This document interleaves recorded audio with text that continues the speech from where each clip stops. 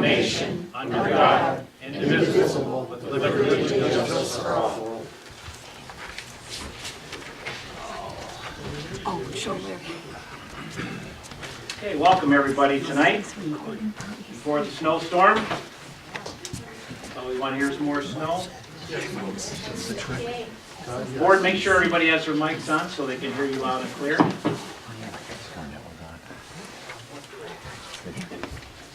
Our roll call, everybody is present. No absent. Approval of the agenda. I do have one addition to the agenda. This will be item C under planning and zoning. As item number 1 will be 3 Cedars Farm conditional zoning application. Okay, any other? Is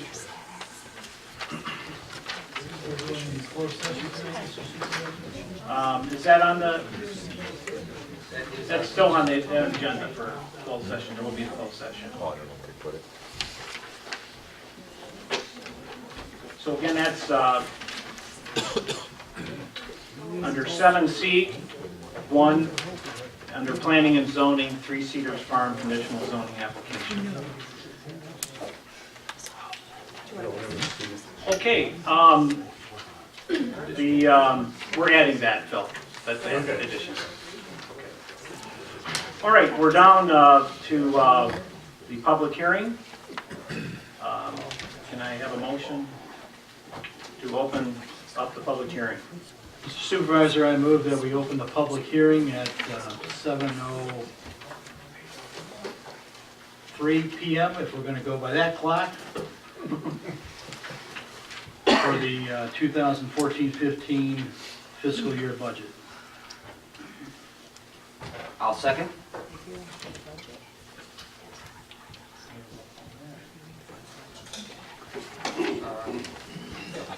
Okay, we'll take a roll call on that. Converse, Yes. Daniel, Yep. McLaughlin, Yes. Schmidt, Yes. Trent, Yes. Wensley, yes, and Whitaker. Yes.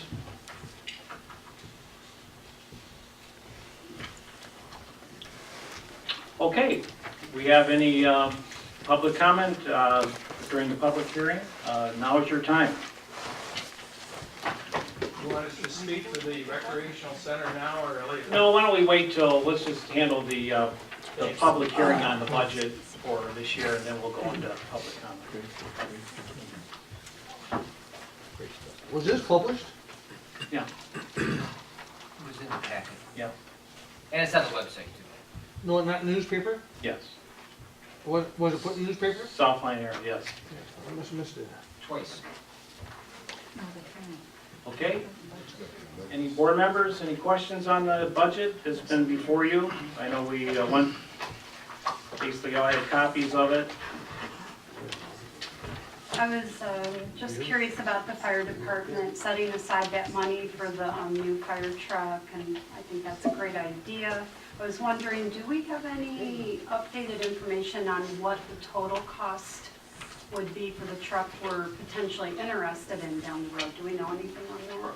I know there's been some studies, Jim. Yes, Mr. Supervisor. So last night we met with the small fire department team and came up with basically the final design that we move forward with, that the engineers now have to go and make sure that it passes the specifications for safety-wise.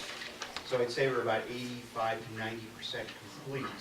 Once the engineers go through and they do things like how much will it tilt if it goes around the corner, is it stable with the amount of water, the configurations that we want, then we'll come back and they'll come back with an estimated number based upon the options and things that we had.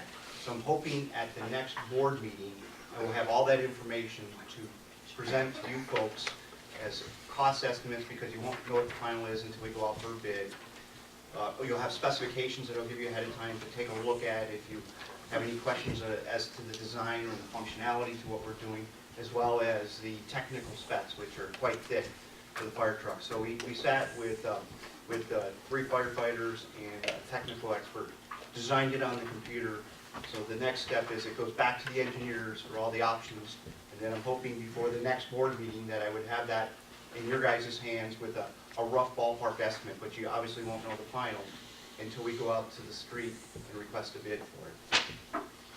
Okay, Thank you. Just a quick comment about that, which doesn't show on the budget, but we have current committed funds of $210,000 already from previous years. And according to our budget that we're in right now, 2013-14, we've committed approximately $125,000. So we've got total committed funds of $335,000 for that purpose. And then adding the 125 to this. The new budget, actually, the 2014-15 budget has additional $150,000. Oh, So, but it, you know, it depends on how that goes. okay. If you look up at the chart up there, basically, it's showing the revenue that, I know it's kind of hard to see from here, but, Can you make that any bigger?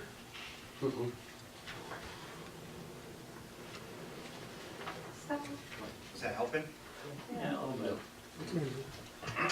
And, I could point out that the line you really want to look at is the second row of, the right-hand row of numbers. It says 2014-15 requested budget. You don't have a little, If you give me a second, I'll get the laser pointer. because there's lots of numbers and it goes all the way back to 2012-13, so I'll point out the one that you can look at.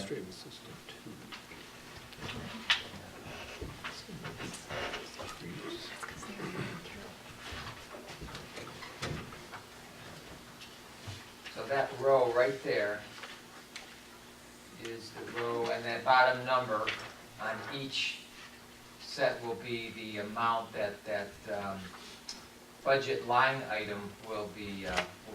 So that's the number that you'll want to see. And all this information is on the website, and it was in the board packet. okay, thanks, Bill. Then going into expenditures, you can see the supervisor got a big raise, I'm just kidding. Same amount. So.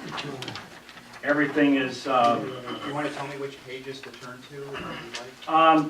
yeah, we can, I don't know if you want to go through all of them or not, but, It would be interesting to just go to page 3, right there, and you can notice that the landfill, you have the landfill agreement revenue and the landfill, the revenue right there is what gives Salem Township the budgets that we've had over the previous many years.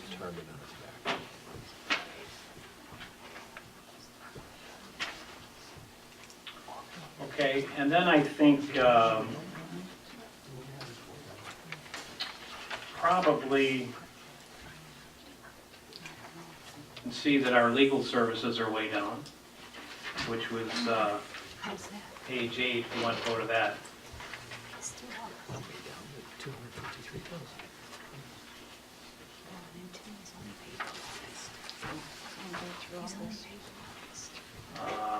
So let's just make a point about that.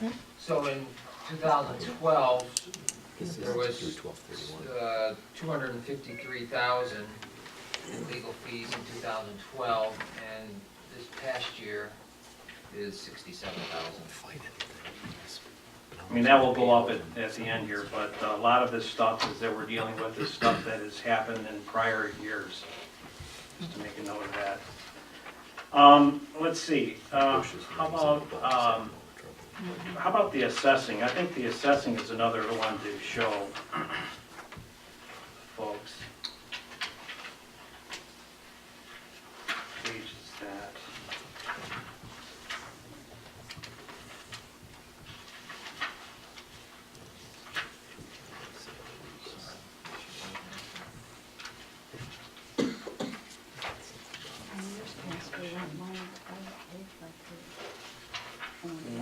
somewhere?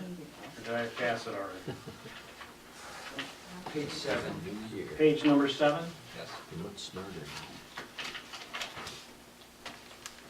Had a lot of people ask me about this one, and basically there's, they did this wide, township-wide canvassing of the township, which was found out later that was not needed to be done, and we've saved about 40-some thousand, around 40-some thousand dollars by stopping that.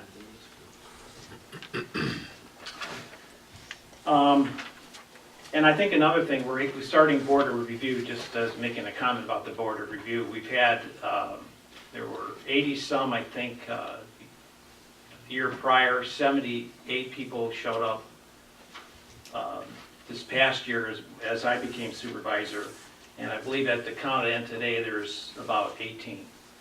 So it shows you what an assessor can really do when there are problems that people don't understand why they're being taxed, what they're being taxed, can come in here, and we've got somebody who will sit down and explain it to you and get it straightened out. So I really appreciate him. He is a great guy to work with, and if you haven't met him, you need to meet him. In fact, I think he's still here tonight, so I appreciate his hard work in trying to get this straightened out.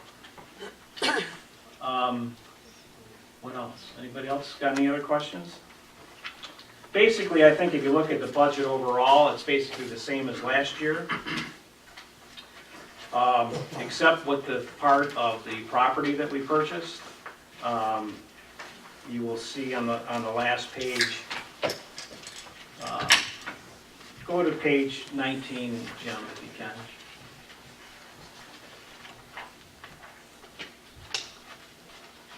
And you will see that, what the budget is, 2.498. And then in, under general fund contingencies up there underlying, which would be another payment that has to be paid on the property that would pay it off. We made it in 2 payments, one in last year's budget and one in this year's budget. So it will show that we'll be, it actually shows we'll be dipping into our reserves to pay for the property. But it'll be fun to look at these reports when everything is paid at the end of March or after, I believe, April or May, May 1st, when everything comes in, to see where we really stand. I think we're projected probably to be under that 2.4 million. Probably the township's going to be around, I feel, around $2 million. Maybe a little over $2 million, and then when we figure the property we spent, it might be interesting to see how well we've done this year with the income and revenues been coming in. But we can talk about that when that actually happens. So when you look at the budget, you look at the land that we purchased, and we can go over this. It doesn't take much of a business person to understand that our township, with purchasing the property, with our budget and the income that's coming in, and the reserves that we will have, that the township and the asset of the property will be a good thing and a positive thing that our township has done. So, and I'd be glad to have a meeting with anybody, morning, noon, and night, to explain to you how I believe this board made a right decision in purchasing that. Any other questions on the budget? All right, then if not, then let's close the public hearing. Mr. Supervisor, I move we close the public hearing at 7:15. Have a second on that? I second it.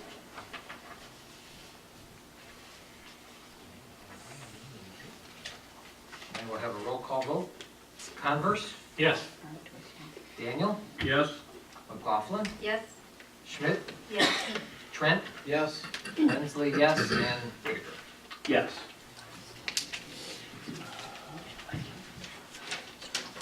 Okay, so now we're down to public comment. Jim, did you want to start? As you were the first one standing up there, back there, so you're more I than, saw another hand over here too. okay. Last week we had a presentation put on by the group that wants to build a recreation hall up here. And so I was kind of wondering, they wanted a lot of money. And I didn't get any facts to back up what that was gonna happen to that money, we just want a lot of money. And I don't think that's the way you should be doing business. I don't do business that way. I don't think the township should be doing business that way. We have, a survey that came out, I don't know what the results of the survey are, but I don't like surveys. I think most times surveys are slanted in such a way that the answers are too forthcoming, and the facts aren't there. The simple fact is it doesn't tell you much about what it's gonna cost you. It doesn't tell you what's gonna be done, and it doesn't tell you if it's gonna benefit the community as a whole. And for that reason, we already have a recreation department in Washtenaw County. And maybe it's because we have not said anything to them by way of services out here.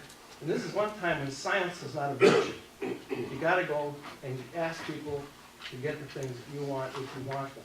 And I think that this is one of the things where, I don't see him here tonight, but Dan Smith might be able to well help us out by asking the director for the Parks and Recreation for Washtenaw County to come out and listen to your wants and needs and see if there can't be something done by way of virtue.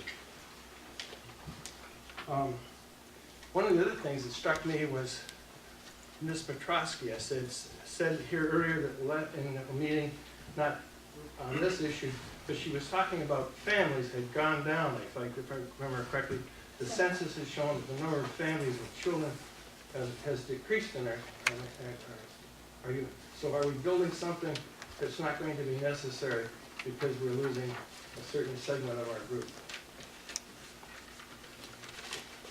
Excuse me while I flip pages.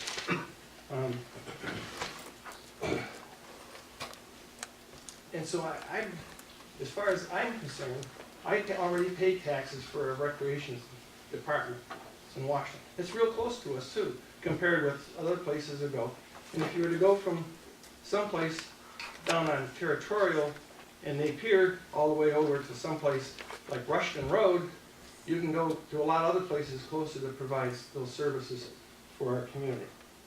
And one of the things that I got was the following. I got 2 articles or 3 articles in the mail here. One of them was Washtenaw, one of them was Northville. And so I wondered what it would be if Northville invited non-residents. I found it. Yes, they do invite non-residents to their group. And it's a whole $10 program more. So it's not earth-shattering for somebody to go over and take care of these, go to one of these, which is close by for many of our residents.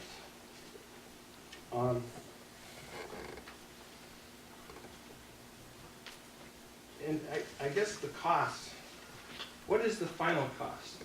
How much is it going to cost to put a building in or whatever they want to buy? What is it going to cost to keep it up and maintain it? What is it going to cost for a director to run it? When we don't have to do any of these things now, we can go to these different communities, and if we wanted to, this board could fund that little extra in some way to help out those families that need it if they needed it.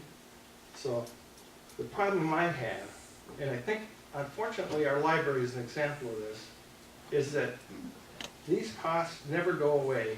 They just keep increasing. And I know the libraries are different circumstances. They lost some money through the lower, like everybody else did. But that's not untypical of these programs. They keep getting bigger and bigger. And I don't think that's what all the people that moved out here to this nice, quiet area intended to have, to see the taxes keep going up and up. Thank you. Thanks, Jim. Okay, anybody else? Hi.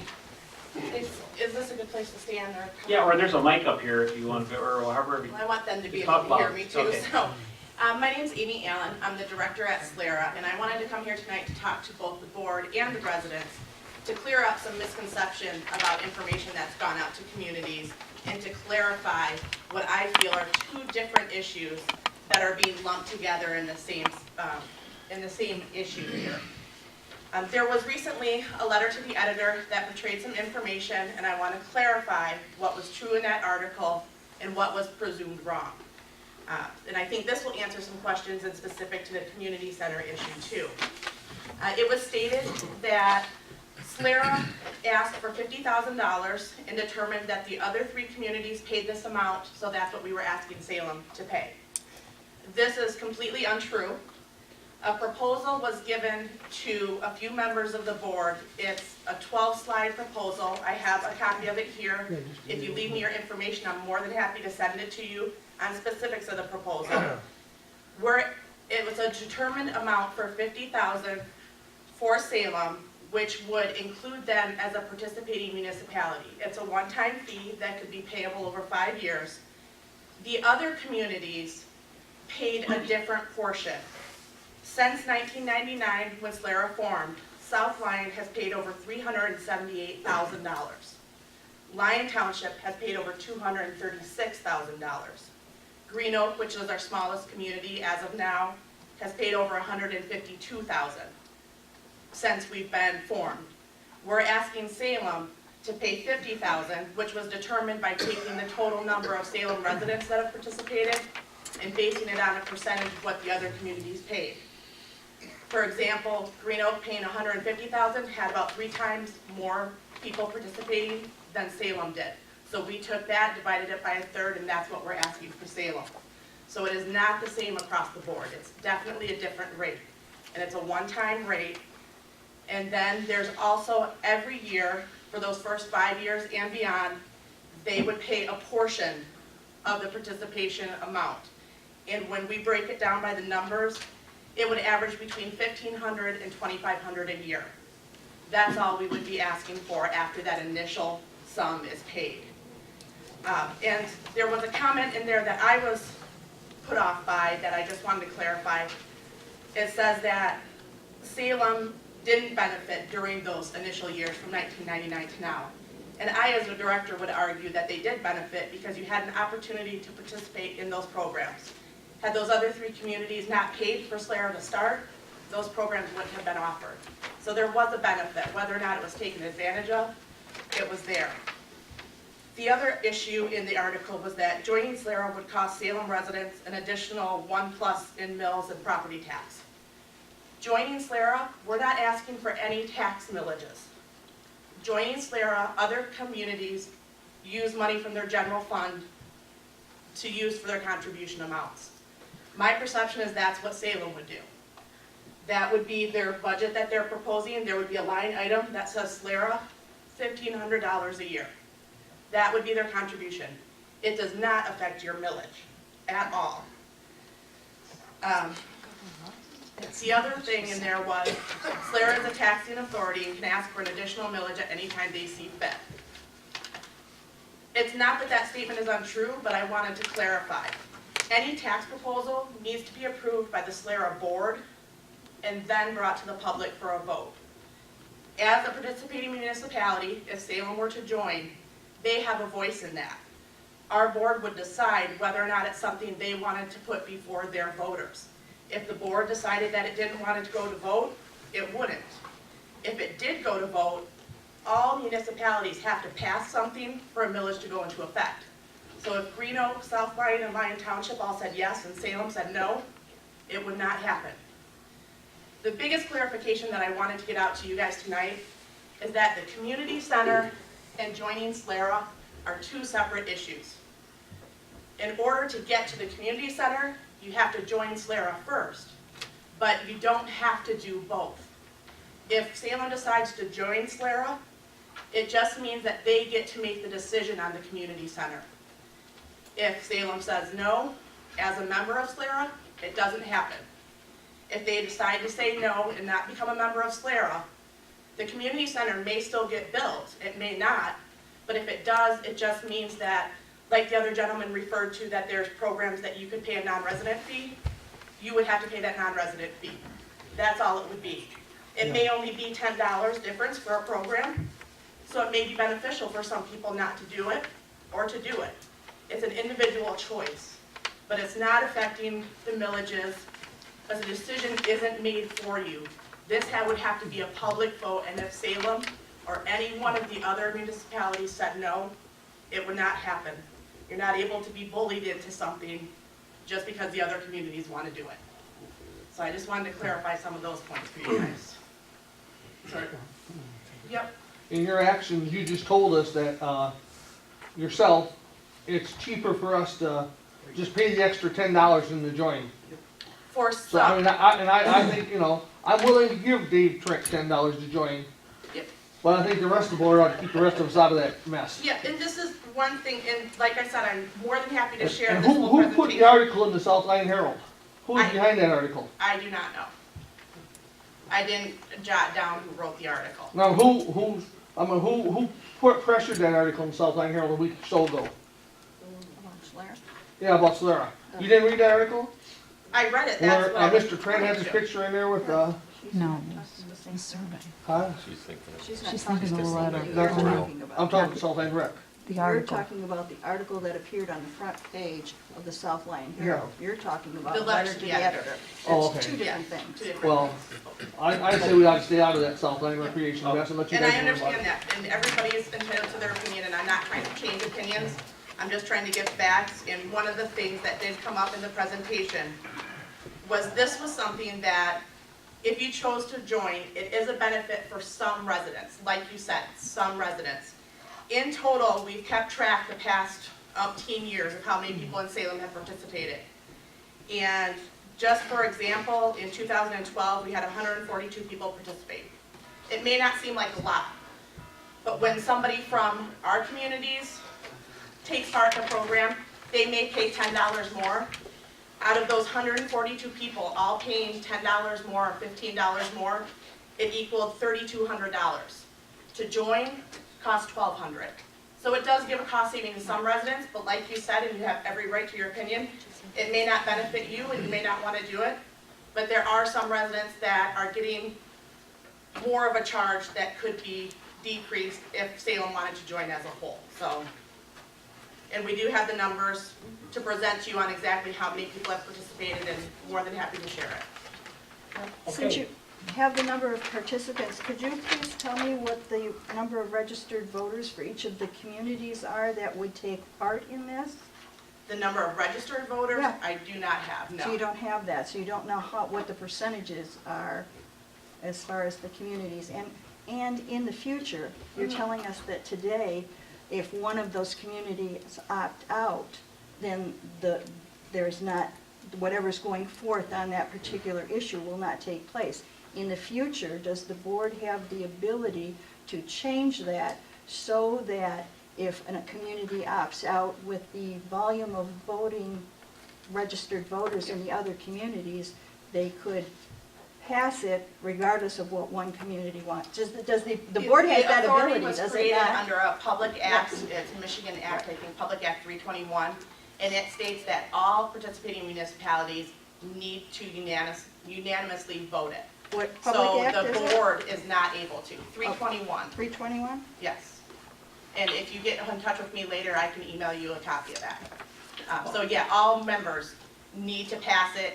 We can't just have somebody, choose to drop and everything else. It would have to be all participating municipalities would have to approve it. And so you would always have to fall under the guidelines of the Yes, public of act Public that Act this was 321. formed under. The board of SLARA cannot change that. That's a set thing.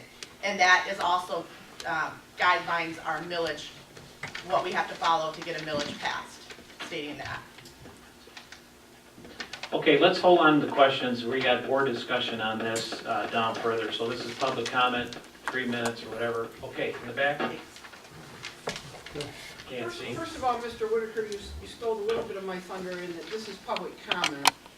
And for anything I've heard in this room, people are not in favor of this. I don't know how many meetings we need to tell you that.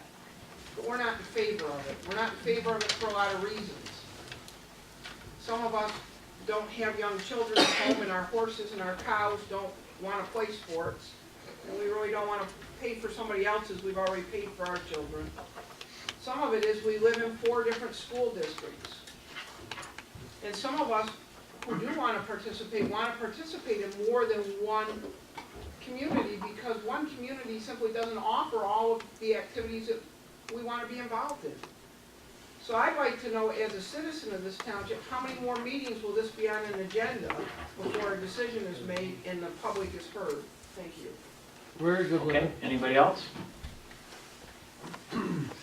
In last meeting on the board, Supervisor Whitaker, you referred to some information concerning the USD and the Johnson Controls property purchase and all that, and I didn't notice it in the draft minutes. So is it possible that you could give us a brief review again of what you said at that meeting in the committee that's been formed and that kind of issue? Or can we address that sometime during tonight's meeting so that we could? Okay. Okay.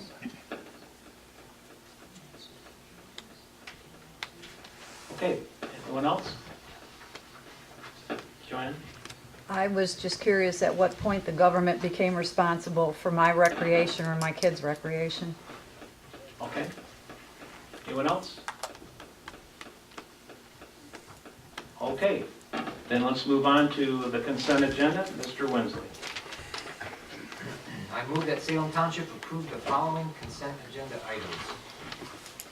The minutes of the February 11, 2014 regular meeting of the Board of Trustees, I need to modify item 7A2, just striking the word unanimously.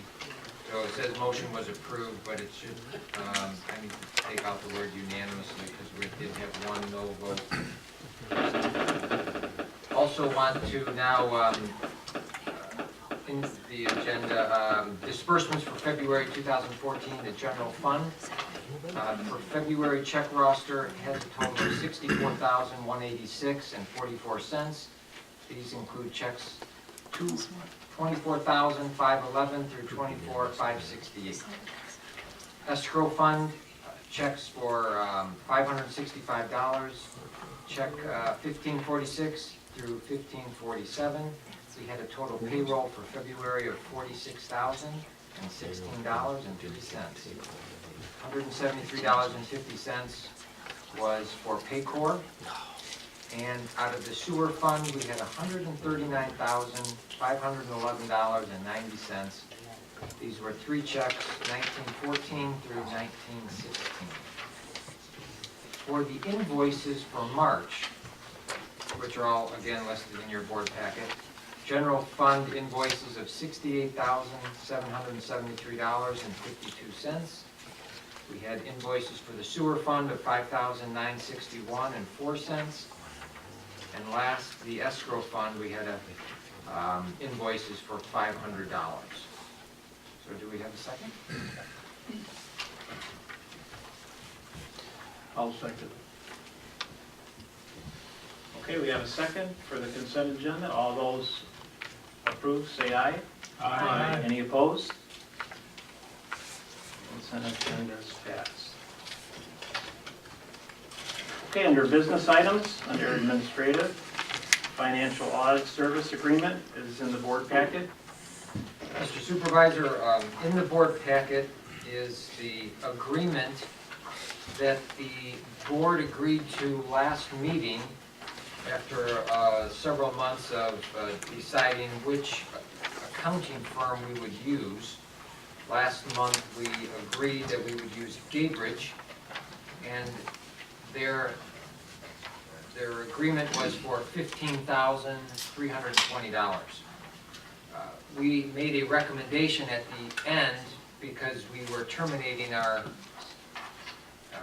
pension plan that maybe they would consider reducing their agreement.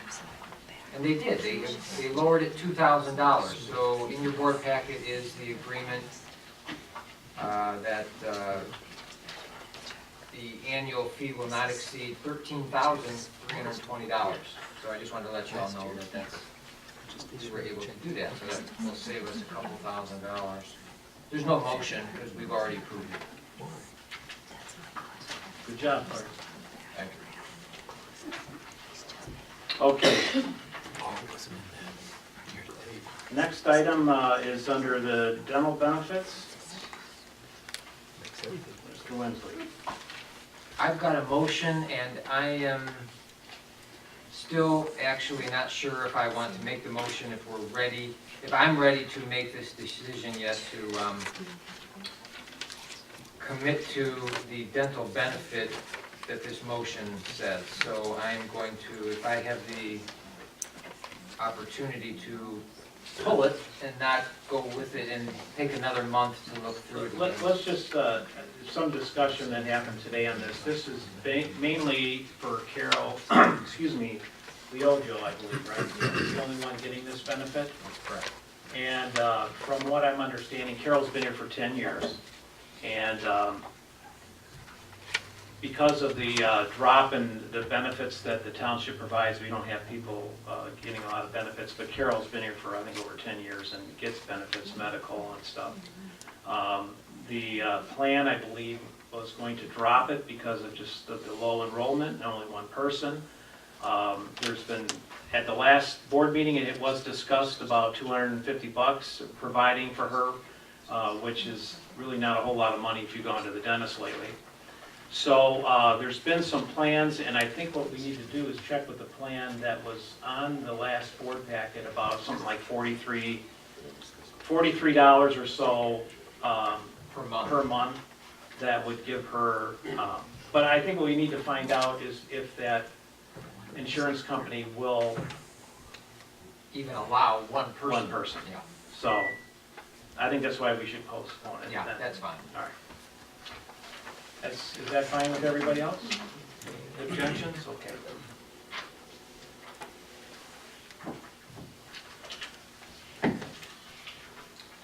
Okay, so we're down to the fire department consultant.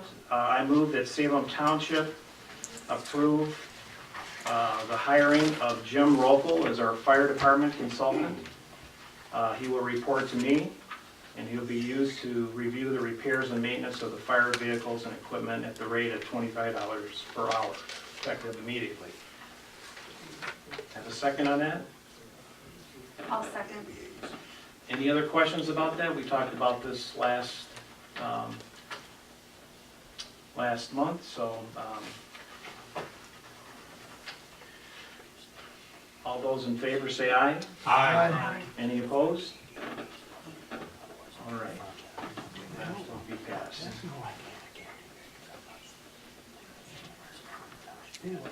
Okay, down to the lease, the 4 tracks. At the last meeting, we did propose that we have our attorney draw up a lease agreement for 4 tracks, the property that we had purchased.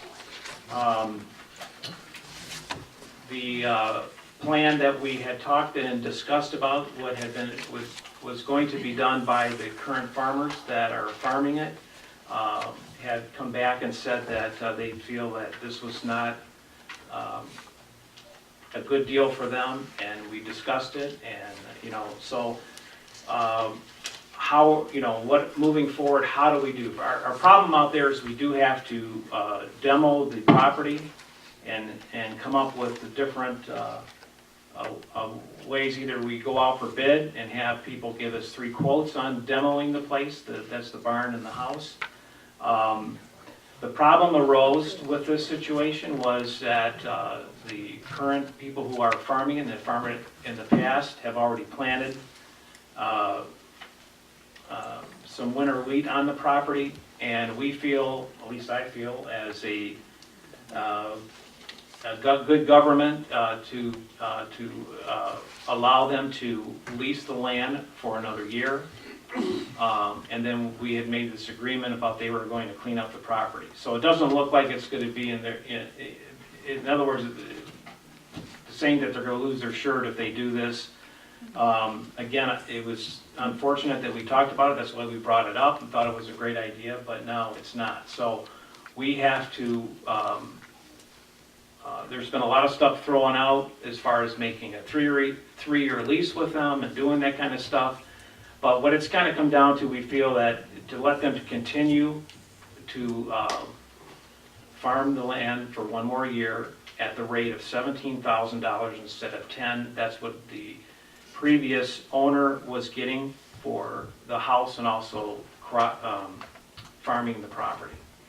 So moving forward, what we are going to do, or what we are looking into doing, is getting 3 bids on to demoing that, and then the other, our fire department has showed interest about having a controlled burn on that property. So that would save a lot of money in the demo cost of the property. So we're looking into them different options, but unless we need to discuss here, or let's have some discussion, what you feel about moving forward about leasing it for 1 year at the $17,000 rate, and then going out for bid on getting the demo services done. Do you have objections to that, or, Dale? Just one caution was brought to our attention that anybody that leases exempt property has to pay the same property taxes as if they were to own the property. And that is law. And what I am concerned with is Mr. Holloway was paying the property taxes on this property, and the current person that was leasing it was not. And I don't know whether he is recognition of how we're going to be handling this situation. If he knows or how we're going to be handling the property taxes that will be due on the property that he will be farming in. Mr. Supervisor, if I may, I think what we need to do is include a provisional lease agreement that would make him responsible for those taxes. Yeah, but he also needs to know those are coming, because I don't know that everybody knows that. Sure. That's something that, we were gonna talk about after the other properties that we have leased. Yeah. So we need to make sure moving forward that this is what's gonna happen. Where it happens, if a farmer leases land from an individual, the individual is paying property taxes on that property. When it comes to the county or municipalities, it's totally different, and this is what the state is telling us. So you can see we got the forms out in the back, you can read them, and, but that's what we've come up and what they're showing us, so. Hey, Ken. I've never heard such a thing. Well, this is something we can show, nothing's being done right now, but it's Right. something we can show you and we can have discussion. I'm just saying, is my point is this, is no matter who farms it, they can't afford to pay the rent and pay the property tax down, that's what you're saying? No, well, if that's the case, and that's why I really don't want to bring this up right now. And what I'm saying is that what we need to do is that if that's the case, if that's what the state is telling us to do, and legally we have to do that, then when you bid it, you realize that if it's $100 an acre, it's, 50 of it might be property tax, and 50 might, but everybody would have, when they're bidding it, they would all understand, so. Well, I'll tell you right now, I know the law about that, and I know how to get around all of that. All right, well, let me know. And be legal about it. All right. Totally legal about it all. All right. You said the information will be in the back, is that what you said? No, I'm saying or- there's state, our assessor has it on, Oh. was showing us and going over with us today. Okay, so he has the information? Mr. Holloway, the former owner, was delinquent in that he never put the farm under a agricultural tax.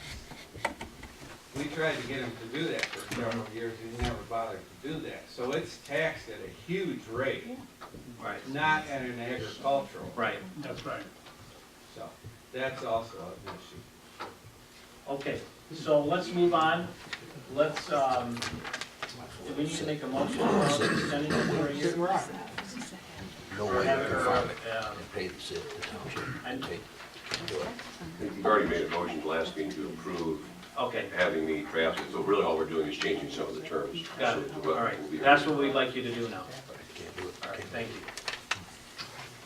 you. Okay. We're down to B under budget amendments. Mr. Supervisor, after review of the current revenue expenditure report, I'm pleased to report that at this juncture, it appears that there is no need to bring forward a budget amendment because we don't foresee any cost center going over its approved budget at this point with the other budget amendments that were approved the prior 2 months.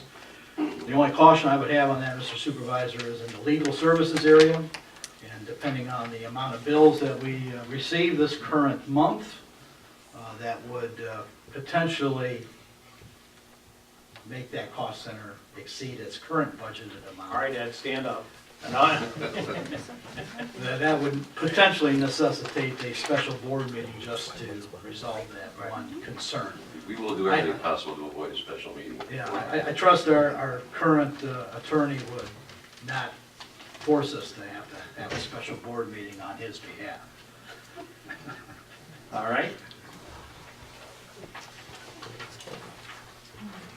So we're under, next item on the agenda is the Fidelity Retirement Plan.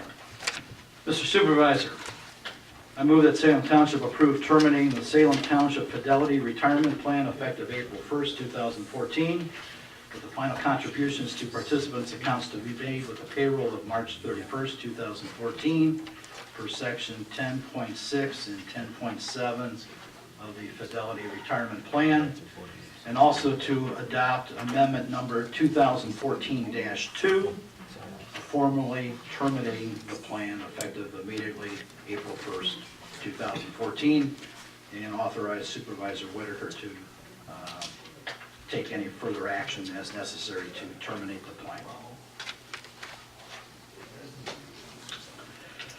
And that the distribution of the plan accounts be administratively, as soon as administratively feasible, subject to the participants' rights to make a direct rollover of all or a portion of their account to an eligible retirement plan.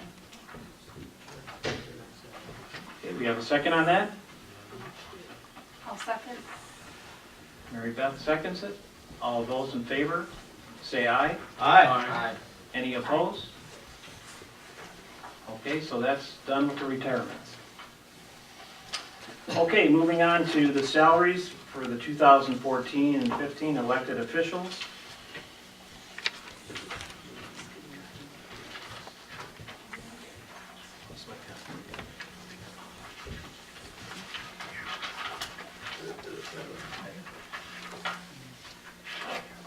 Okay, everything stays the same. I move that Salem Township approve the annual salaries for the 2014-15 fiscal year, April 1st, 2014, at the following rates.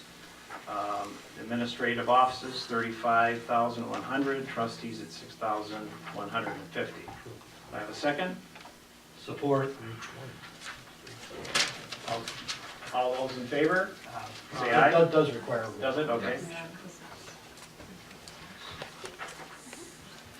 All right. Converse, Yes. Daniel, Yes. McLaughlin, Yes. Schmidt, Yes. Trent, Yes. Wensley, yes, and Whitaker. Yes.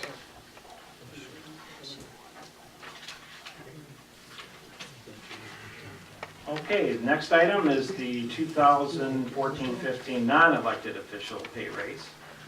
We had some changes here. The deputy clerk, these reflect a 1.5% increase for the deputy clerk and the deputy treasurer. And also the, which would be Carol, the administrative assistant, at 1.5% increase. The others are just fairly new, and we just hired them, so they're staying at the same rate. The fire department has an increase of 3%, which is in the contract, union contract that they have. We have a second on that? Second. Mr. Trent seconds. Let's have a roll call on that one. Converse, Yes. Daniel, Yes. McLaughlin, Yes. Schmidt, Yes. Trent, Yes. Wensley, yes, and Whitaker. Yes.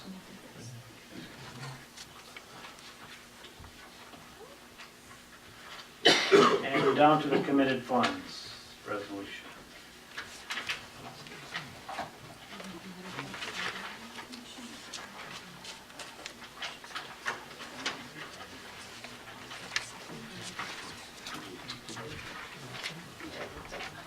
Mr. Supervisor, I move that Salem Township approve the General Appropriations Act for the budget fiscal year 2014 and 15. I won't read the entire appropriations bill because it's a 4-page document, but I will read section 7, which is the township line items. Township Board, $36,582. The The township supervisor line item, his whole line item as described in the PowerPoint presentation, $106,279. The independent auditing line item, $23,320. The assessing department, $47,070. The legal services department, $100,000. The township clerk's department, $80,174. The board of review department, $4,142. The township treasurer's department, $83,236. Elections department, $22,200. The township hall and the offices, $142,660. The land preservation and conservation department or board, $7,000. Community development, $83,529. The planning commission, $33,265. Engineering, $12,500. Other consultants, $22,000. The zoning board of appeals, $1,852. The fire department, $426,992. The police department, $325,000. Highways and streets, $503,000. Fringe benefits and insurance, the $48,000. And capital improvements, $900,000. And do I have a second? I'll second that, Mr. Supervisor, and I'd like to make a couple comments if I may then.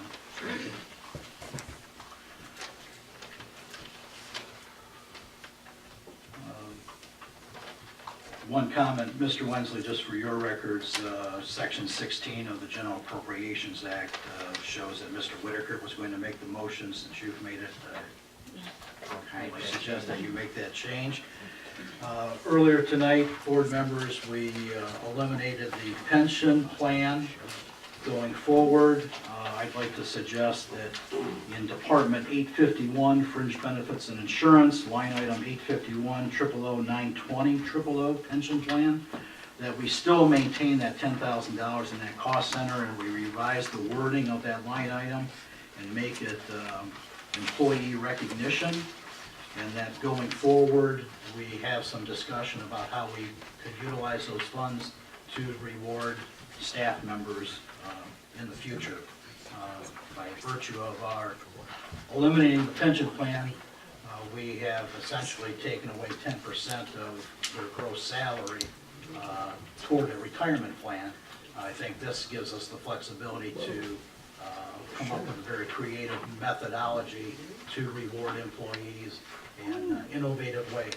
And I'd like to recommend that we maintain that $10,000 in the cost center and have some discussion going forward on how we can utilize it. What line item was that you did? 851, 000-920, 000 pension plan. It's under cost center, Department 851.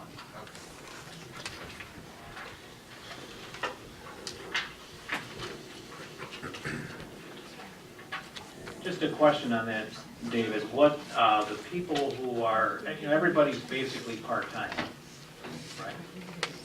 Except Carol, right? Oh, she's part-time. Really, everybody's Well, but I'm saying as far as full benefits and everything that have been here before, who else was getting that? only people that, right now, the only people that would qualify for that retirement plan benefit would be Carol, Kim, Taggart, Janice Raditz, because she's been here over a year, and Mr. Rockwell as the fire chief. All right.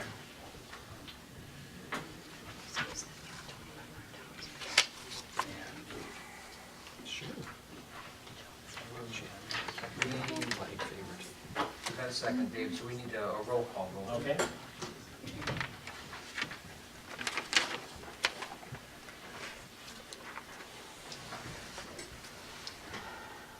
Converse, Yes. Daniel, Yes. McLaughlin, Yes.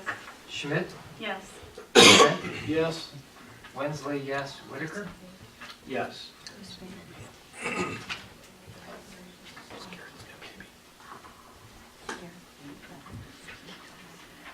Okay, we're down to committed funds resolution.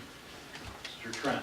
Thank you, Mr. Supervisor. I move that Salem Township approve Resolution 2014-03-11-01 as follows. Whereas it is within the purview of the Salem Township Board of Trustees to commit designated funds for specific purposes as identified within the approved budget, and whereas the Board of Trustees has approved budgeted projects for the 2013-14 fiscal year for the following item. Under Cost Center 980, Capital Expenditures, Fire Truck. Now therefore be it resolved that the Salem Township Board of Trustees commits $125,000 for the planned future acquisition of a fire truck, and that these funds be designated and restricted for that purpose.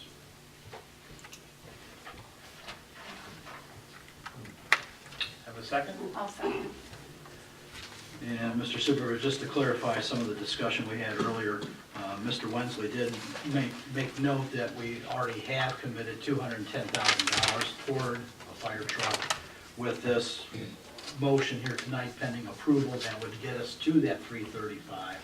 And then with the budget that we just approved a moment ago, that has $150,000 geared for capital expenditure of a fire truck, that will give us the necessary funds then to acquire a truck pending what's submitted for board approval in the future that Mr. Rockwell noted earlier, that they're working on the specifications for that truck. Okay. Roll call again. Converse, Yes. Daniel, Yes. McLaughlin, Yes. Schmidt, Yes. Trent, Yes? Wensley, yes, and Whitaker. Yes.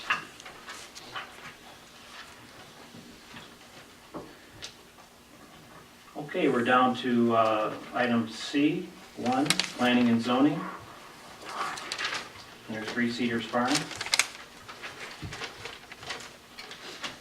I'd like to make a motion that that the Three Cedars Farm application that was made on conditional zoning application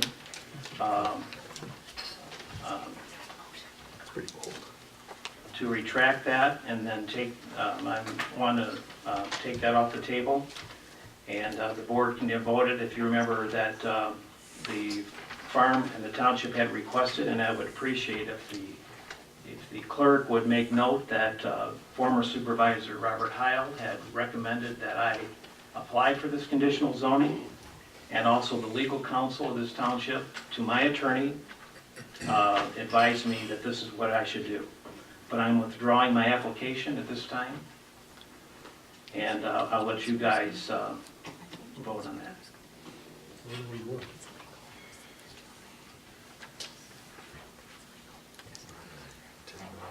All right, you put those guys in the spot, Gary? All right, so the motion is basically To withdraw the to application. withdraw the application.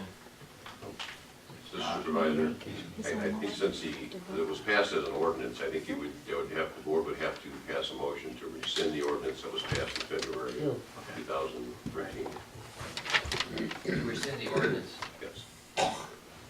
And I don't have the number in front of me, but it was entitled an ordinance to amend the official zoning map of Salem Township. And it was passed on February 12th, 2013.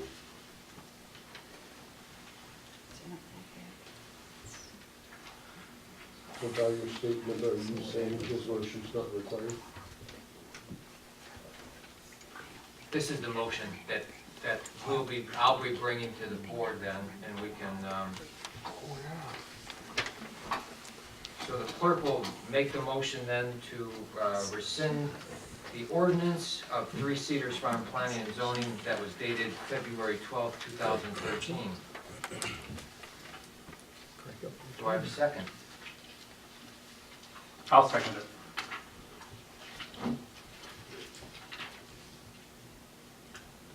Mr. Wensley, I have a question for discussion purposes. Yes, please. I just want to get clarification from legal counsel. The ordinance that you referred to, Ed, that was strictly in regard to the Three Cedars application. It didn't apply to any other issues on the table at that time? That's correct. This was an ordinance for conditional zoning of that parcel of property to amend the zoning map to permit the uses that were, seasonal uses that were occurring at the property. It did not affect any other property. So, excuse me, the zoning itself was not changed. It was agricultural residential, remained agricultural residential. The only change that was made was it was an amendment to the zoning map for that particular parcel. Okay. Then my next question, Mr. Wensley, that I know you would have some keen interest in, is that subsequent to the board passing that ordinance, there was a referendum or a petition drive that took place, and enough signatures were obtained. To what extent, if any, would the board action tonight, pending approval of this motion, how would that impact the status of The referendum. that referendum issue? Well, the whole purpose of... And not to put you on the spot, but No, but if you can't respond to that today, I think it's incumbent on this board to ask you for a written legal opinion on how this motion could affect that status. My response would be that the whole purpose of the referendum is to seek a public vote to rescind the ordinance that was passed by the board. So if this board then on its own is rescinding that ordinance, then it eliminates the need to have any referendum, because the board action is essentially accomplishing the same thing a referendum election would do. And you'll put that in writing for us? I will put that in writing for you.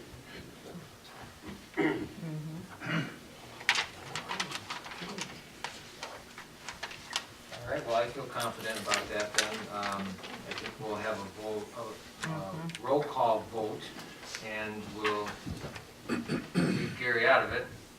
Oh, would you read it one more time? To rescind the ordinance that refers specifically to Three Cedars Farms on the planning and zoning ordinance dated February 12, 2013. Mr. Wesley, do you want the ordinance number? Sure, do you have that?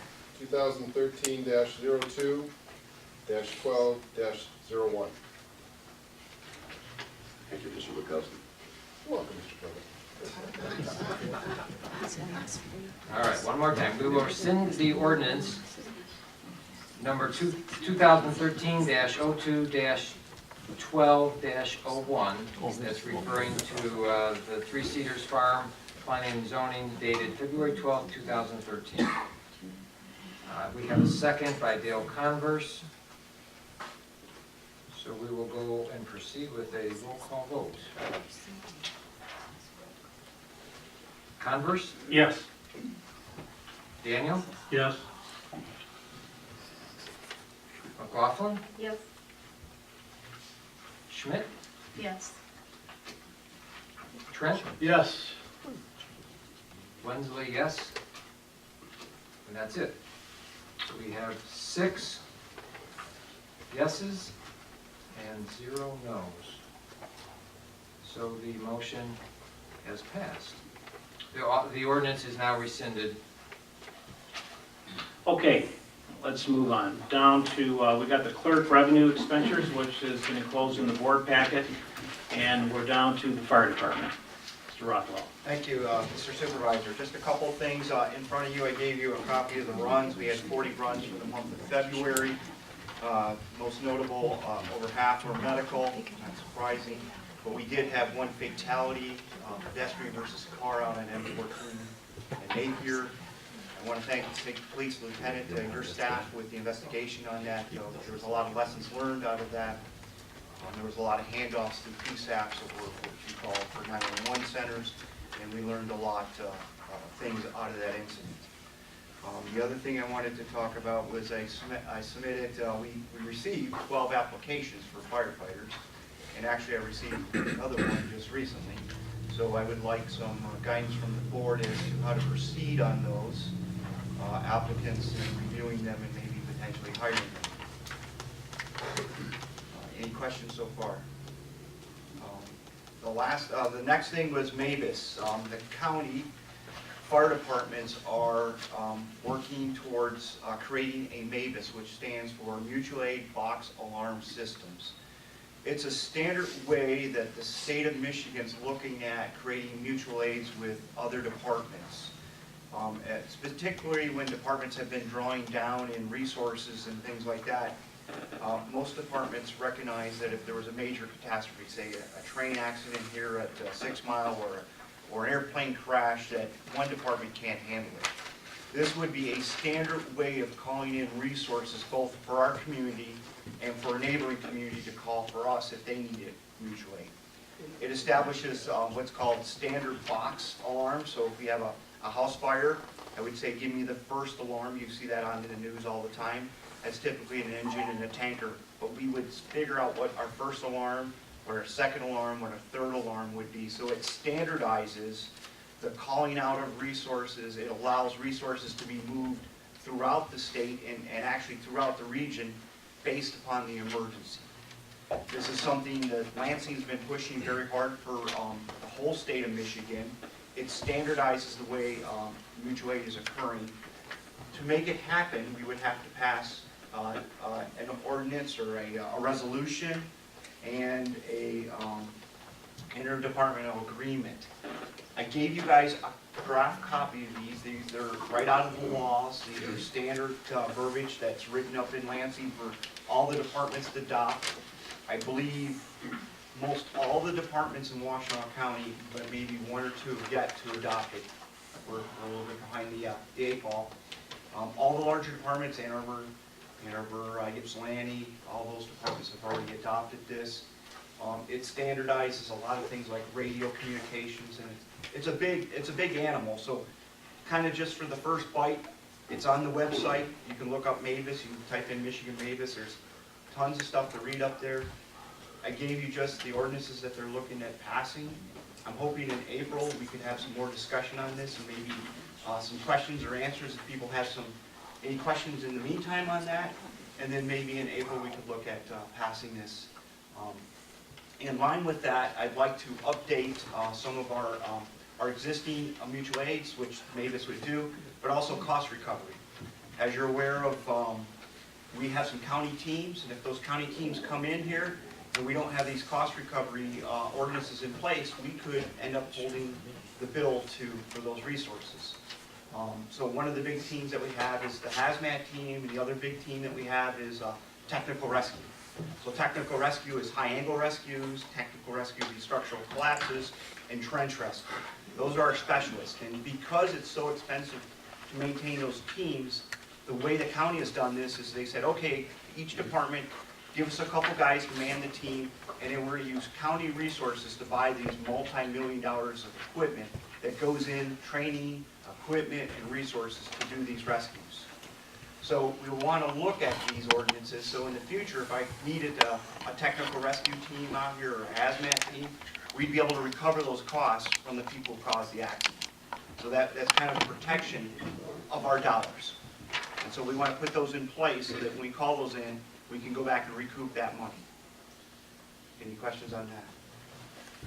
That's kind of the first hit on that. Well, I do have one question. Sure. In passing this resolution for Mavis, is there any funds that the township will have to incur? Like, do we need another line item in anywhere? No, this would be, so basically like we have right now, we have between Northville and Superior. We go over there and help them, they help us when we have a need. This would be the neighbor where we're helping them with a guarantee, and they're going to guarantee to help us in times of need. And so this would formalize it, not just with our neighbors, but the whole county, and then Wayne County and Livingston County. So we're building a bigger mutual aid network than just the departments that are around us. So that's the beauty of this Mavis when you buy into it. If you get something big, like if you look at the one that comes to mind for me is the Frank's furniture store that blew up in Wayne. They called technical rescue teams from all over the counties. Washtenaw went out there, Oakland went out there, Livingston, of course Wayne County was there, to dig through the rubble to try to find survivors. And so again, having that ability to call in these technical rescue teams, God forbid we ever get something large where we would need that, you'd have that ability and that vehicle would automatically kick in without having to get legal and the township board to pass emergency resolutions. Another example would be the Dexter just recently had a tornado where it went through and calling in neighbor departments to help with the recovery services. All that would be much more streamlined and pre-approved, and pretty much all the red tape would be out of the way because of these ordinances would be in place. It's a standard boilerplate kind of resolution and agreements. Does that help a little bit? It does, thank you. There's two more things, and I'll keep it short. The tech rescue team that I just spoke about is in dire need of real-life training. And the house and the barn and the silos that we have here at the 4-Tractor, Salem and 5 Mile, pose a very unique opportunity for them to train. They could collapse the barn and put mannequins in there, and they practice their structural bridging to recover folks. The building could, the house could be partially collapsed in pancake forms. So all that stuff is great training for real hands. From the fire department side, we would make cuts into the roofs and practice force entries. And so there'd be a lot of training opportunities before we would even think about burning the house, which again presents another opportunity for real life hands-on controlled training. So we're looking, the county tech rescue team has put the word out, any houses they're looking for. But if you look at that 4 tracks, it presents a lot of rural character that they don't get to play with. We have a barn, we've got some silos in there so they can do some manual rescues, there's a trench in there, you've got the house in there, I don't know if it has a basement or not, so they could do some structural, so there'd be some really unique opportunities if the house, the only hazard we'd have to worry about is making sure asbestos is not in there. But, so they're really kind of salivating at the opportunity, because I shot them some pictures, so that would be really unique for them to train in that area.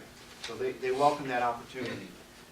And then the last thing is I want to thank the 3 firefighters. We had Assistant Chief Eddie, we had Ryan, Roselli, and we had Eric Labadie donate all their time, and we spent probably at least 10 hours going down to every little detail of the tanker/pumper that we're looking at designing. So all that was on their own with many, many years of experience with a lot of give and take and pushback. So I think when you see the truck come out, you're going to see a lot of thought that went into it. So when you get these specs, when I get them to you, hopefully in the next couple of weeks, feel free to hit any of these guys up, because we all involved as a process, and that was all done on their own time. So I want to thank them publicly for being involved and caring enough to spend their own time to come up with that design. So any questions? I kind of shotgun a lot of that to you guys. Ryan? Jim, we already have a cost recovery ordinance. We've used it in the past. Correct. We have a limited cost recovery. I want to expand that to other areas. We've used it for hazmat. We've used it for, I believe it was a drunk driving case. So it covers a lot. Before you put an attorney on it, I would say look at that ordinance. Absolutely. Because we've used it quite a few times in the past already. So that existed with the previous administration. So again, that's what we want to do. Is I called up Plymouth Township and said, yeah, we think we've got a mutual aid with you guys. Well, it's at least 15, 20 years old. So this is a good time to visit these things and making sure that we do have the assurances that we've got the cost recovery that we would need to protect the township. Okay, thanks, Jim. Thank you. Okay, the law enforcement has been submitted. Down for discussion.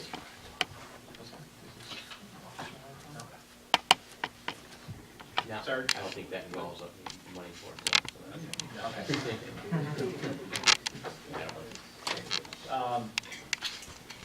Okay, down to board discussion. We appreciate you being here tonight, Lieutenant John. And so everything going okay with the guys over here? Yes, yeah, I just wanted to stop by. I had time, my son actually has basketball practice next door, so it worked out good for me to stop in while he's doing that. But thank the board, thank the community. Yeah, everything's going really well in the Ryder House. The troopers assigned out of there and enjoy working out of there. think our patrol numbers have stayed pretty constant from last year to this year. I think we had handled about 126 traffic crashes in the township. I saw that we had made, how many traffic? 200 traffic stops. One big thing that jumps out at me here in Salem Township when I look at these numbers is we wrote 84 traffic tickets, but we gave over 200 verbal warnings, so. I don't know if you guys start crying real quick, or what happens when we make the traffic stops out here, but you're good at talking yourselves out of the tickets, it looks like, because you lot of recorders, so nice work there. Thank Yeah, you know, I appreciate it. Yeah, thanks for being here tonight. Okay, down to board discussion. Can start out. Go ahead, Mr. Trent. Thank you, Mr. Supervisor. For the last 4 months, I've had the opportunity to attend a number of monthly meetings with a committee that was established by our friends north of 8 Mile, city of South Lyon, Lyon Township, and Greeno Township, as well as representatives from the South Lyon Area Recreation Authority, Amy Allen, who you've heard earlier today during public comment, and Linda Graham, who's the director of the Center for Active Adults. And Mr. Supervisor, if I can just take one moment as part of a history lesson, if you will, based on some research I did earlier today. This has really been a process, and I think there's a perception amongst some folks, not only that are attending our meetings here, but maybe out in the community as well, is that we were on a quick path to try to institute a millage upon our citizens, and that is the furthest thing from the truth. What we have been doing is going through a process to investigate information regarding a proposed community center, and to that end, Salem Township was invited to the party to see if we would like to participate. And I graciously volunteered when the supervisor asked me, because he had a conflict one night, if I would attend the meeting, and I've been the attendee ever since. And I've been bringing the information back to this table so that we could learn the details that had accumulated over the course of an entire year up to that point. And then, as we've gone along, we've had a couple of presentations, one from Mike Kramer from the South Lyon City Council, who's the chairperson of that committee, as well as some comments that Amy has made, and then also information that was included in last month's board package, courtesy of Linda Graham, on some of the activities and involvement of people in the Center for Active Adults. Back in 1997, there was the first discussion of having a recreation authority. And Salem Township was asked to participate back at that time and contribute $1,000 toward a study to be done on recreation needs in the South Lyon School District. And Salem Township actually had 2 residents who were part of that committee. And over the course of a year, they ended up devising this report that was put together by a consultant in June of 1998. So this is something that has been going on where Salem Township has been asked to participate in reviewing recreational needs and whether or not Salem Township would be part of the process over 16 years ago. And this is the document that was put together back in June of '98. Now, back at that time, Salem Township did have some concerns about getting involved in something that could end up lending itself to be a taxing authority. Back after the first vote that was taken in April of '97 to fund some monies, it was found that there were additional monies that needed to be put forth into the effort. And at the board meeting in September 23rd of '97, the township board actually voted 3-2 against adding any additional funds to the project. The first request was for $1,000, the second request was for $2,000, and the board in September said nay. The following month, one of those board members who voted no had a change of heart. They brought back a motion to reconsider, and the motion subsequently passed at the next meeting, which provided enough funds to help complete this document. In the summer of '98, the township was asked to participate in an interlocal government agreement that would provide legal fees to draft the interlocal government agreement that would essentially commit Salem Township to being part of the process going forward. And the board at that time voted 3-2 against doing that. And that's the last time I could ever find any verbiage that involves Salem Township being involved or potentially being involved with the South Lyon Area Recreation Council, as it was formally called then. It became the Recreation Authority, as we learned courtesy of information that Amy graciously gave to us back in November that was part of your board package at that time. So that's the history lesson, Mr. Supervisor, and thank you for indulging me with those facts, but I thought it might be helpful so that everybody is on the same page as we have our discussion tonight. Part of what we talked about last month was trying to acquire some additional survey information. When Mike Kramer came here in January, he shared that there were a number of Salem residents who had visited the Pumpkin Fest booth, where they were trying to acquire some survey information. And similar to the other communities, those residents basically expressed a strong interest in a community center. And that's what I think has helped propel the activity going forward from our neighbors to the north. Because of some of the concerns that were voiced at our November meeting, and as time went by, as we heard further information that was shared in the board packages, and as our citizens voiced concerns about the cost and getting involved in something of this nature, the board graciously agreed that if we could find out additional information at no cost, that we could provide a survey at the counter.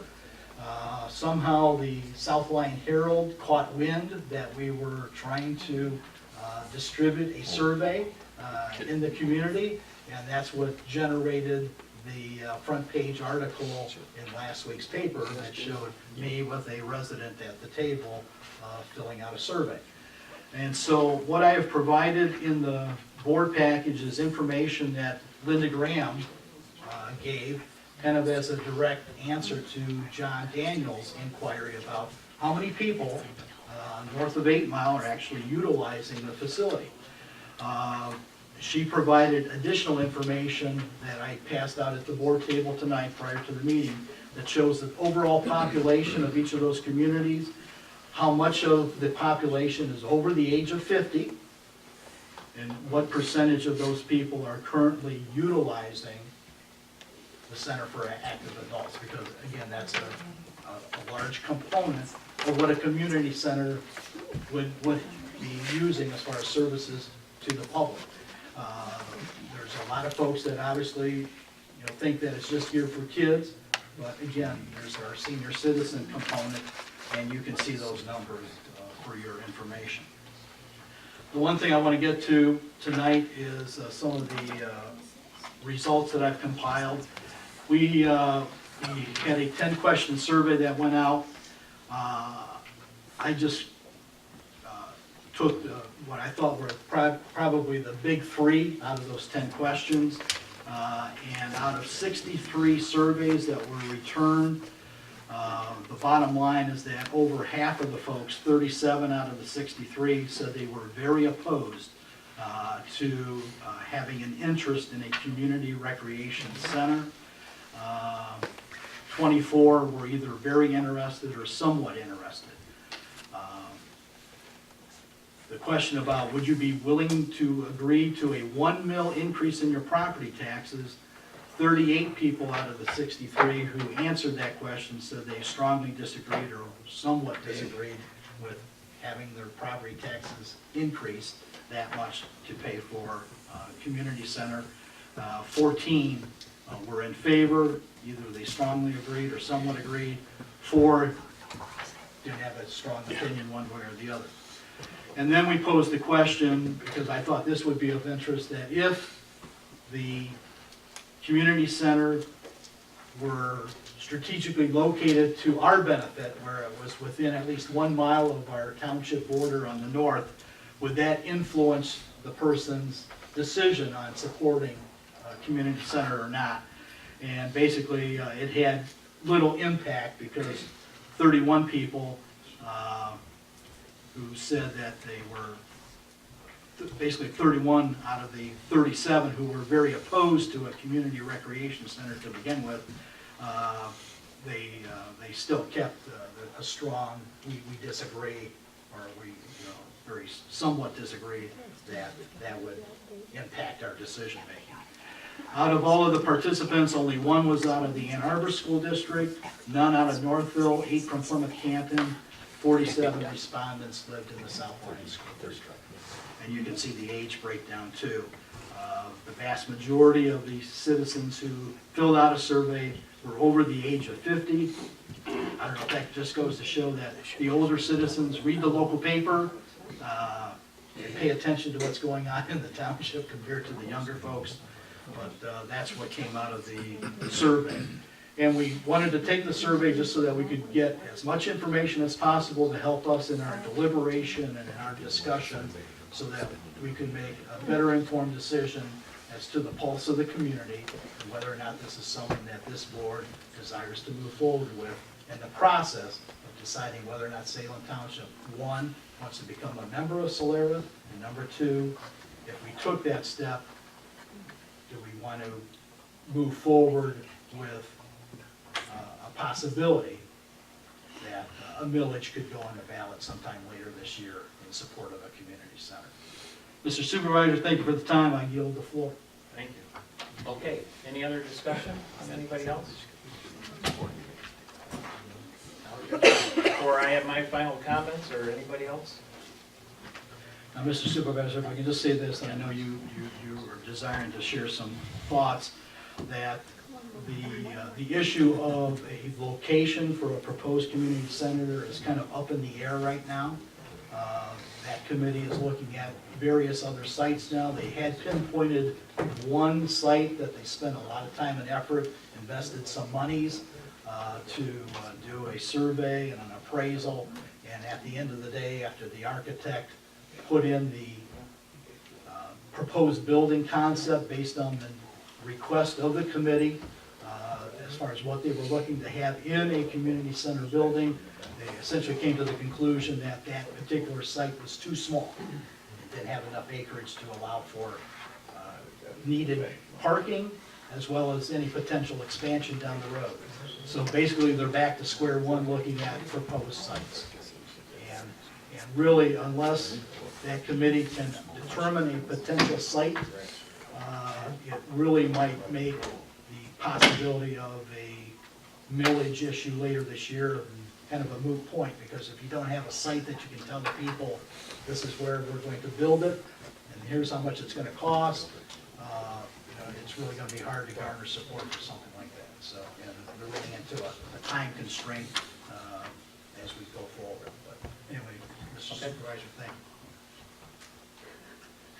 I don't like anything that increases government. I don't like things that would cost $50,000 for something that we heard we could actually, if we felt it was the proper role of government, and that's a whole nother discussion, to allocate some funds to help our families make up the differences.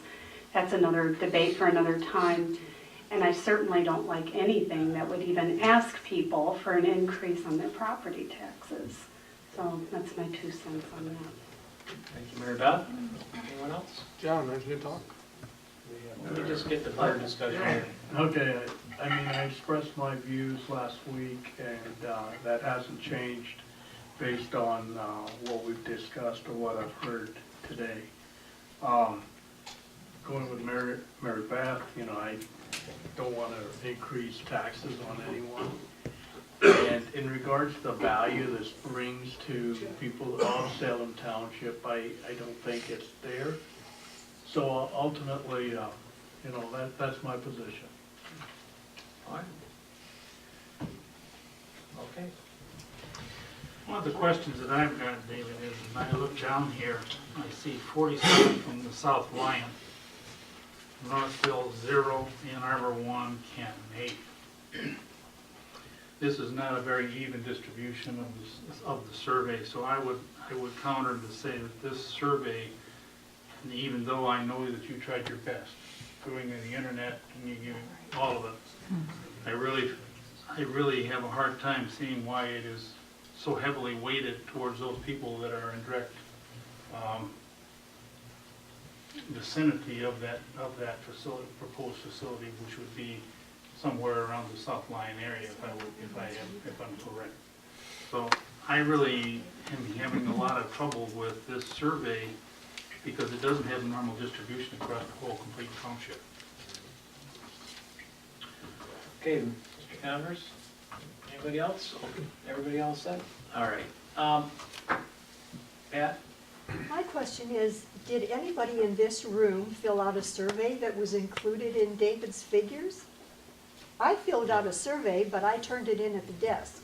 Was it thrown in file 13 or? No, we got them. Okay, It's right there. one survey from this whole group. Okay, well, I think we really need to move on with this and make a decision on it. Put it to rest, Gary. The bottom line is either you disagree with me or disagree with me. I feel that when our communities, our neighbors next door, ask us to look at something, I don't think the answer always should be no. And when things come up like this, communities change, people come in. I got a couple emails, I could read them out loud if you want to, people moving in and said they're totally supportive of this. And I think for us to have an attitude of not even discussing this, because a lot of people have talked about the current board here doesn't discuss anything up here. I think anything that other people might have some interest in, I think we need to just show the courtesy to have some discussion.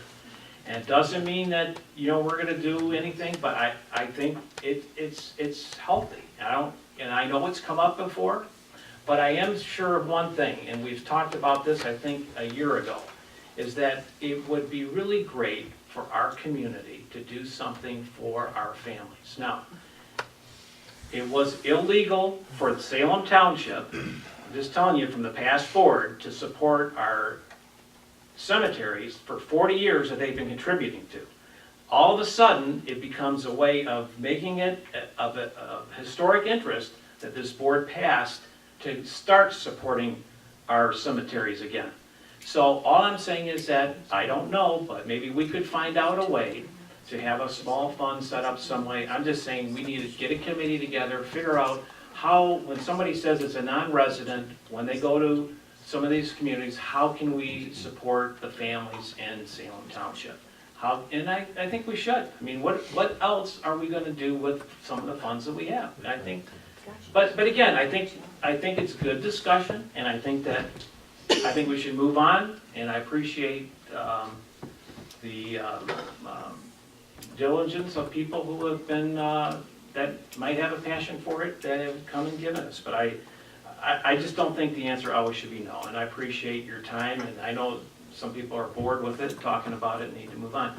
But I feel like we do need to move on, and I don't know if we need to make a motion of not joining and not voting, but that would be my motion, to not put this before a vote of our citizens to tax them for a community center. Again, the thing that I want to say to my neighbors verbally, the people who are involved in this, I think our community is very different from the other communities that, Lyon Township, South Lyon, they're just totally different communities. I think we all realize that. But I do also know that, like I think of Lyon Township, I think most of you have been through, how rapid they're growing and how many families and how much they're adding to the schools. Their view of things might be, they really do maybe really want this. And, and I would hate for our township to say yes, that we want to put this on the ballot, and then for it to fail, and then we would be the ones that would kibosh the whole thing for our other communities. But I think there's other ways of trying to support our families, and I think that's what we need to do is move on. So, again, I wish our communities, other communities luck, and if that's what needs to be, they want to do that, then I hope them well. So, can we make a motion for that? Do we need to make a motion not to? Is that what we need to do? I think that committee is looking to Salem to make a decision so that they know whether we're going to opt into the process. You know, to opt into the process required ponying up, somewhere in the vicinity of $15,000 to help support the analysis and the study and any appraisals on property and things of that nature. And also that would weigh in their decision on where a proposed site for the community center would be. Obviously, if we were involved in the process, they wanted to be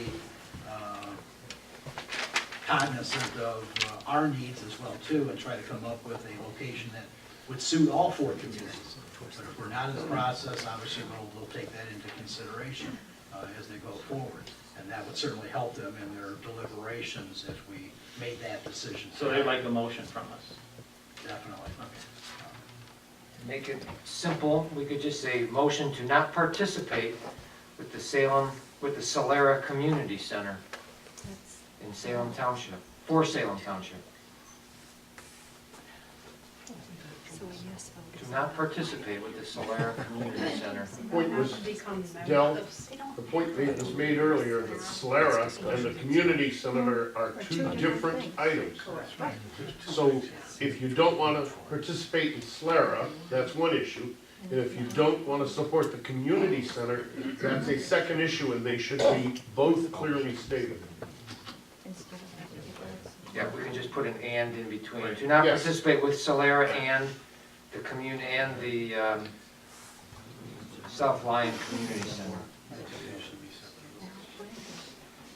Solera. It's all the same. It's all the same issue. That's Solera community. South Lyon area Community Center. But you can't do a community center without being Solara. You can't go in the community without being Solera. You can't have both, you can't have one or the other. Yes. You So have you don't to want to have participate. step 1 is, because as I understood it, because they But you can't have step 1 alone. had, as I understood the presentation. So both of them will be, the one motion will be so that Salem Township will not participate with Solera and the South Lyon Area Community Center. And do we have a second? Well, I have a question though. To say that we're not participating in Solera at all, what does that mean though? I mean, I'm sorry, what does it mean to participate without being members of the, community center To project? give you a quick answer, if you become a member of SLARA, you get resident rates for programming. That's your biggest benefit of joining. If you choose to become a member, you have board representation, and the board as a whole decides whether or not they're going to move forward with this community center. Okay. And if you don't choose to, and then still want to utilize it, if it is, and this is a big if, it does happen, then it would be at non-resident rates instead of resident rates. That would be the simple answer to it. If we are not officially part of Solera, as far as being a board member or anything like that, our residents can still go and sign up for programs at non-resident rates. That was my clarification. I don't want to make a decision that, oh, you're Salem Township, hit the road. Yeah, we don't want to say that. Okay, so it sounds like the motion is adequate then? Do you guys think that the wording is clear enough? Well, once the wording is clear. You have to second before you can do this discussion. I want to hear the wording again. Motion for Salem Township to not participate with Solera and the South Lyon Area Community Center. So it includes both. Okay, we have a second? I'll second. Very good. we need a roll call on this one, or is? Mr. Supervisor, Go ahead. if you would bear with me. Discussion? Yeah, I do have one last parting comment. And that goes into a comment that was shared at the very outset of public comment, where somebody alluded to, the census and,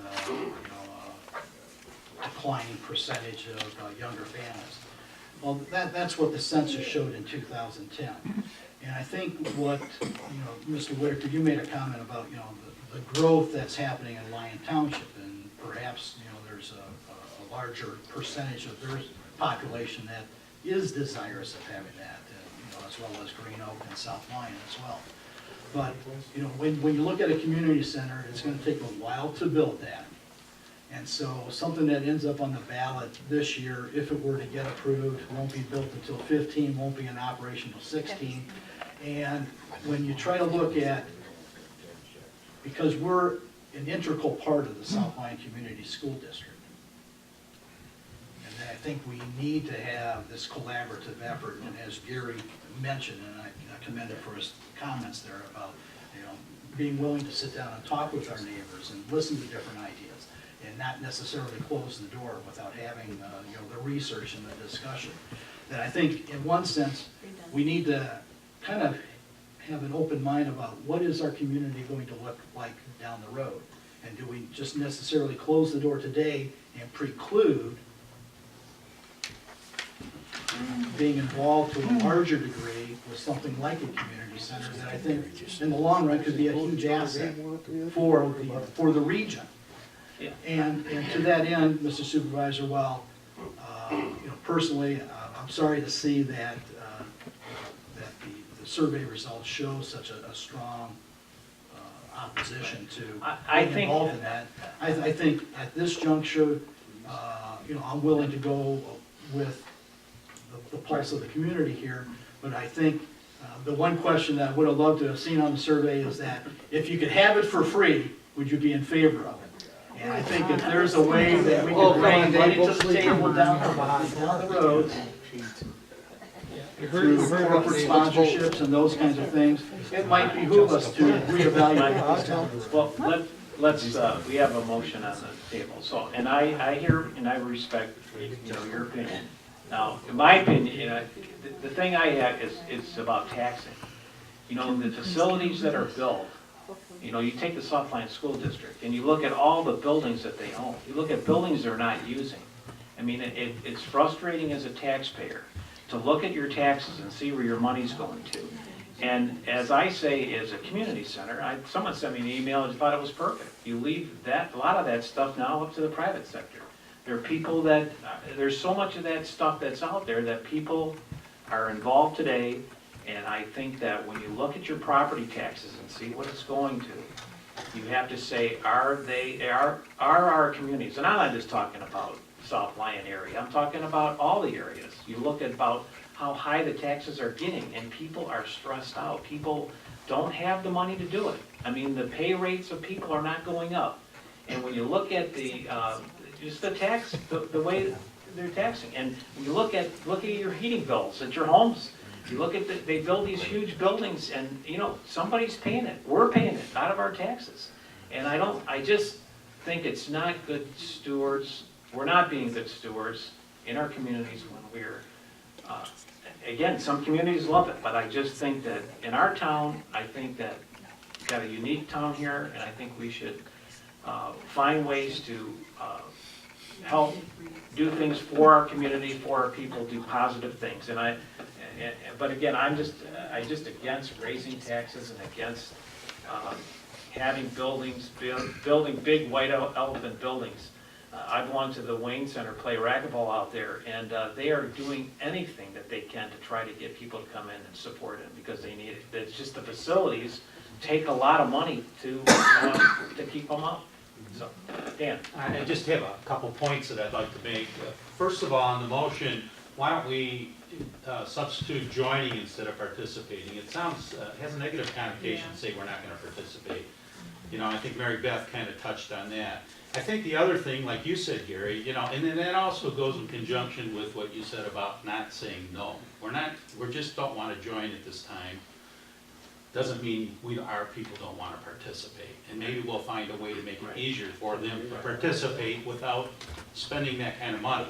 The other thing is I agree with Phil, we should make a motion, we should get it clear what the motion is, second it, and then have the discussion. I think we're doing too much of having discussions without even a motion being seconded. That's my point. That's Robert's rules. That's right.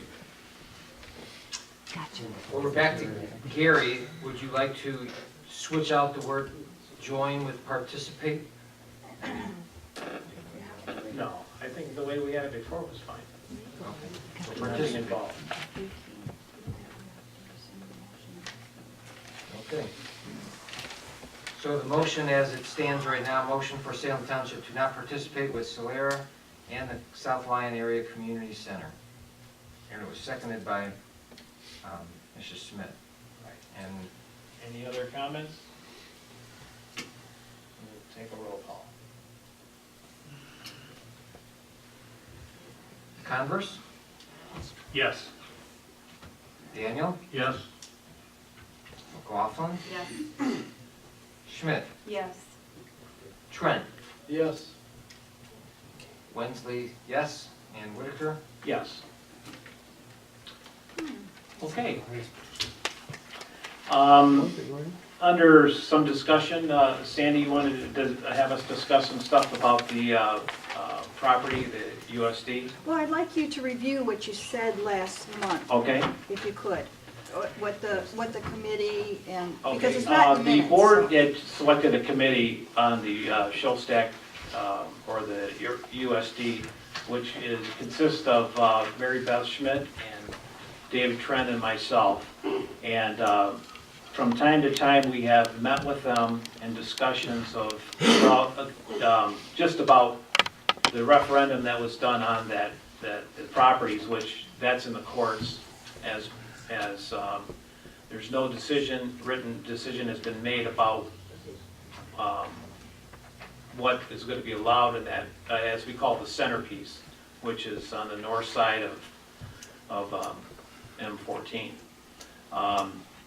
So since then, we've been talking with them, the Kleins, as you might know, we've had them involved. We've actually have had them come to the meetings with us, with the Showstacks, just to see that anything that is proposed by them or coming down there are people who are interested in developing that area. What are their feelings and what would be there and what would be buffering them and what they could live with, since they have been such a vital part of what's going on with that piece. So them are the things that have been, just talking about the centerpiece. The Napier Road and Napier and North Territorial, that section there is 60 acres. I think you see the sign out there, says like 236 homes or something. Between Plymouth and ourselves, have talked them down to putting about 80 homes up there, upscale homes, which I think is a really blessing to see a lot lesser homes on that part.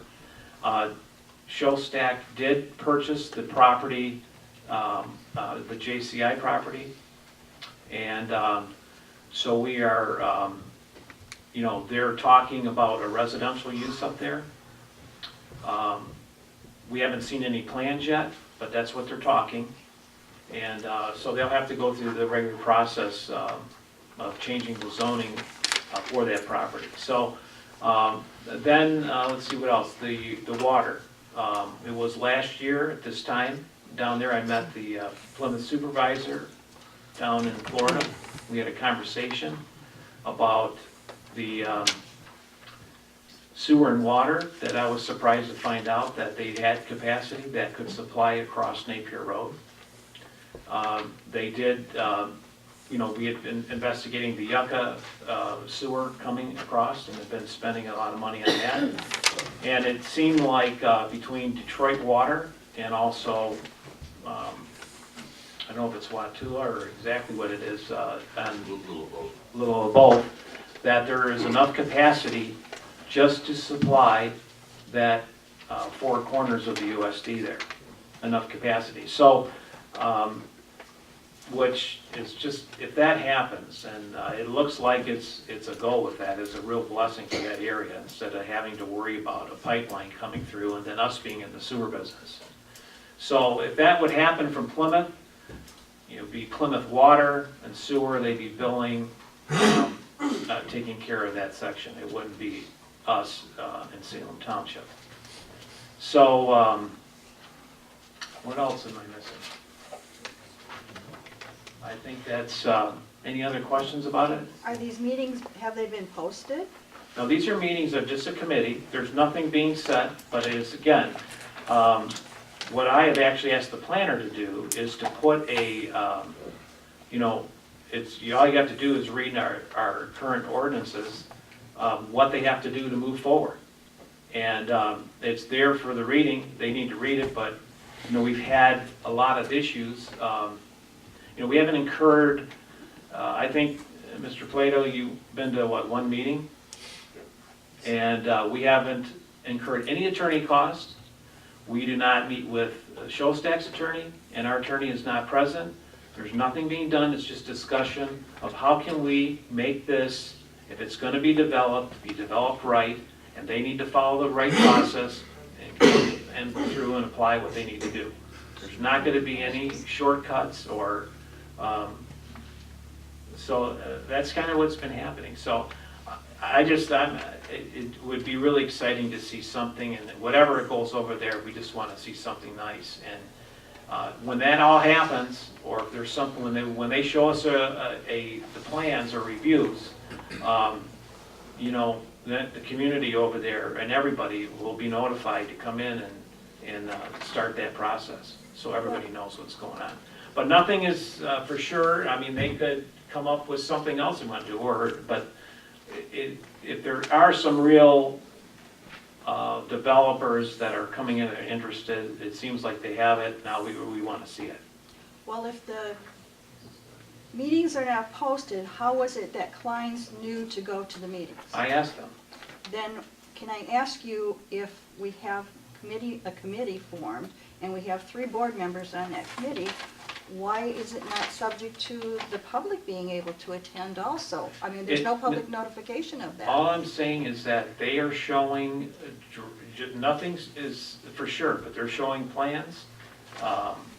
Clients were more than willing to look and see, well, if that would affect them or their people, because they're a spokesman for a lot of people over there too. I understand that they have been spokesperson, but they are not representative, possibly, of all of the people in that vicinity of that property.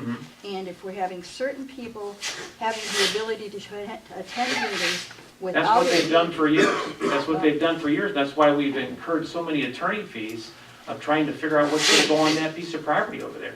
We're not making any deals with any developers. We're just saying, what do you have? Well, you can look at it, and then when it comes time when they have some real drafts and real plans, then they go through the regular process. Okay. So there's no, need to be posted meetings if you set a committee. We're just trying to get them together to say, this is what you have to do. We walked into office, we had to cut them a check for $250,000. That's ridiculous, and there's nothing to, why is that? Is that what we want to do? We don't want to do that moving forward. We want to be proactive and say, look, we understand they are a developer, they bought it to develop it, and we just want it developed right. And we want the people to be involved. We don't want to have what we've had going on in the past. If I'm not referring to anything, all the periphery, I'm simply referring to the meetings that are taking place This is just a committee between certain meeting. members of a board. And is not a committee meeting subject to the Open Meetings Act? It was 3 people. If I may, these meetings are simply information gathering. There's no decisions being made about anything. It's just an exchange of information. There's no commitments being made, there's no decisions being made, so they're not by definition public meetings. They're simply information gathering. Gary, any committee that I've ever been on in the township was open to anyone who wanted to come. It wasn't necessarily posted, but it wasn't private information. Anyone could come, and You want to come? And some You wanna come? residents did. Well, Huh? after the Just, fact. anybody wants to come, I'll be glad to take you. Yeah, that's what, Yeah, I that think way. that's what Sandy's trying to say, it should be open to everyone. You're more than welcome to come. They should have been posted, is what I'm saying, Not, to give us the opportunity to attend. Public Meetings Act only applies to meetings where decisions are being made. Yes, but if we have a- Exploratory meetings are not subject to the Open Meetings Act. I'm not sure. and this is what's going on for a long time. Oh, you're, I need to go pick up a child from orchestra. You're So excused. may I be excused? I know we're in closed session. Is that something I can come back into or once it's? Yeah, you can. Okay. I will take that. Okay, Thank you. you're excused. Okay, any more questions on show? Public comment? No, it should just show stack. Furman? If Plymouth Township would give us sewer and water, allow us to use it, is it possible for the township to annex part of Salem Township? Yeah, then there was a question I certainly have had and asked, and the question was asked, what they say, Ed, you want to comment on that? Yeah, it's always a possibility, but what we would do is in any agreements we have, and we obviously would need some sort of intergovernmental agreement with Plymouth Township, we would make sure that provided that there would be no annexation. And I don't know that anybody from Salem Township would want to annex over to Plymouth Township when they have to pay taxes, where here you don't pay township taxes. But just to make sure we're all protected, we would make sure that's covered in the agreement. In other parts of the county, several years ago, if the township was, it tried to do it unless the township, what was it? Made themselves so they didn't have to. They couldn't do it. I'm not sure exactly what you're referring to, Furman, but there is a way to avoid that by spelling it out in the agreements between the two communities. We got a way to do it, it's not, maybe, you know. Right, 'cause we pay the tax base. Okay, any other thing on the show stack we can give you an update or what's going on? Okay. All right, we're down to public comment. Pat? I just wanted to give everyone in the township an update on what's happening with the scholarship program that I announced last month. I've distributed the scholarship applications to all of the schools servicing Salem Township. I'll be filing the articles of incorporation this week, and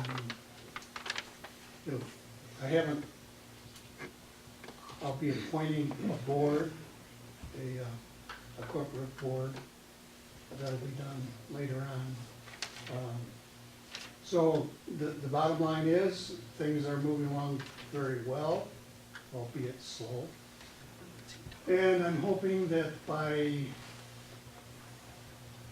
perhaps the fall, we'll have the papers back from not only the state, but the federal government, and it'll be a 501c3. We will be offering one scholarship this year. Hopefully somebody will apply, but that's our intent. I mean, we will have the money to do that, and the rules will be any student with a 2.5 average, 95% attendance record, and stay out of trouble, and they live in Salem Township, can apply for this scholarship. Yeah. Any questions? Anybody have any questions? Nice. That's nice. So, we're moving along, and it's been quite a learning experience for me. My attorney decided not to do it for me, but to teach me how to fish. Yeah, there you go. And all those of you that would like to contribute, Not yet. well, they need to contact Pat and. I have a P.O. box for the scholarship fund, and I think we're going to call it the Salem Township Promise. And Sounds good. it's P.O. Box 75319. Could you Maybe put a tape out there so everybody Linda can Hamilton pick it has, said that she is going to take it to the, Flag Day Committee or put in our newsletter. and put a little piece in the Flag Day pamphlet. But I don't wanna rush too quickly because I need to have all these papers. I need to file with the state, and then when I get that back, I need to file with the federal government. And so filing with the feds could take as long as 6 months.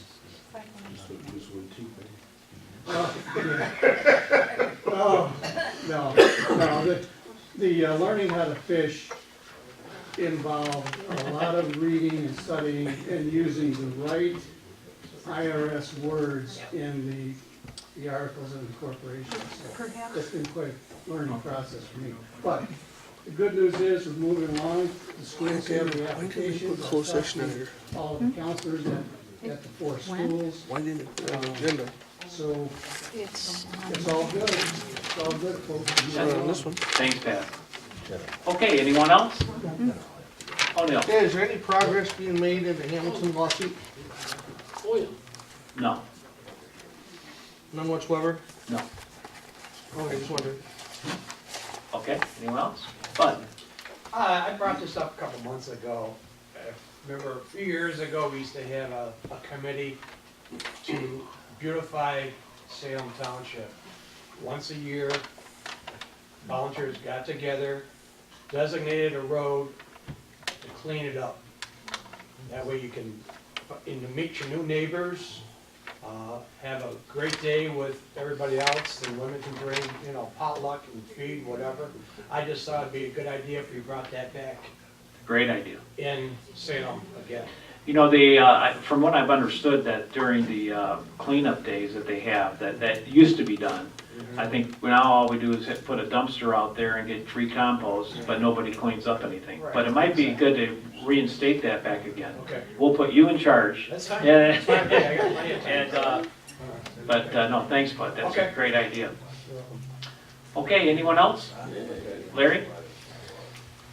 I have a question. I was looking through the listing of pay changes, and you mentioned a few 1.5% changes, but I'm flipping through, and I don't know if this is a typo. Sure. Under Planning Commission, are you aware of the changes that were made for members on the Planning Commission? Yes, And what's the percentage change for a member? It's just the dollar amount. Right, What is that, you the didn't dollar follow amount? a percentage. No, we didn't follow a percentage Not on on the that. planning. Or what were the numbers currently, and what are they moving to?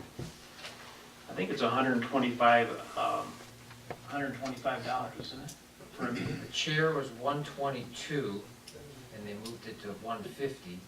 Okay. And the member was 91, and they moved it to 125 per meeting. And the percentages there are, There's no percentage, they just did a round number up to. The chair is about 20%. no. and the members are about 35 or so? 91 to Percent? 125. Yeah. 37. Was there any logic in About 35. why these are so much different than the other pay changes? The planning commission, I just, from what I understood, the group talked about is that the planning commission members, it's a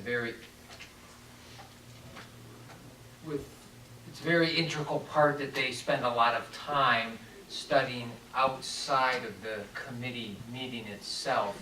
So there'll be a little bit more time in doing that, so there was a little bit reason to give them a little bit, it's not that much anyway, but they're getting a little bit more just because they're gonna have to, with things going on in the USD and other things, they probably will be spending a lot more time at home working and, getting these things, studying these things up, so there was a little bit more money into that, that's all.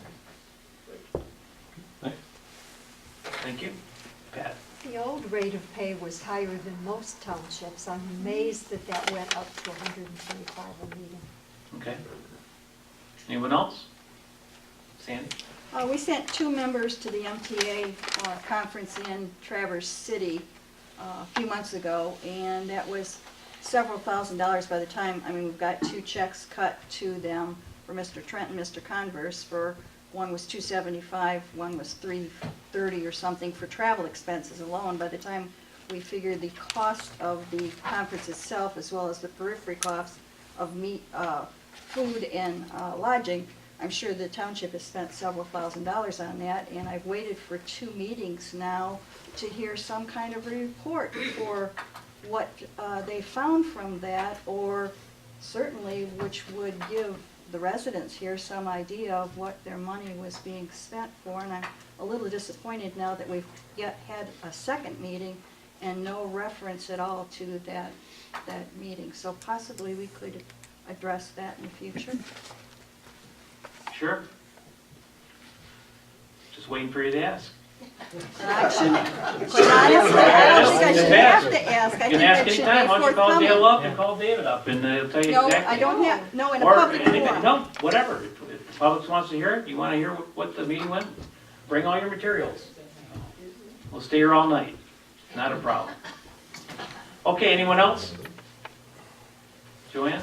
I did have a question, in looking at the check register, and you've mentioned several times about how the legal costs are lower. And I noticed that in this, when you paid Plato Law Firm on check number 24540, you're only paying them through August. So Clerk Wensley, is it because Mr. Plato's seriously slacking in giving you his bills, or is there a reason you're 5 months behind in Yes, paying? the answer is yes. Yes. The answer is yes. Yeah, the answer is yes. Okay. But they're way below what they were. Okay? Who's next? Jim? I heard Jim's leftover training program proposal, and I always, when I hear training and I hear about buildings falling down, do we have insurance to cover our men when they go into those dangerous situations, training programs? Yes, yes, we do. Yes. Okay.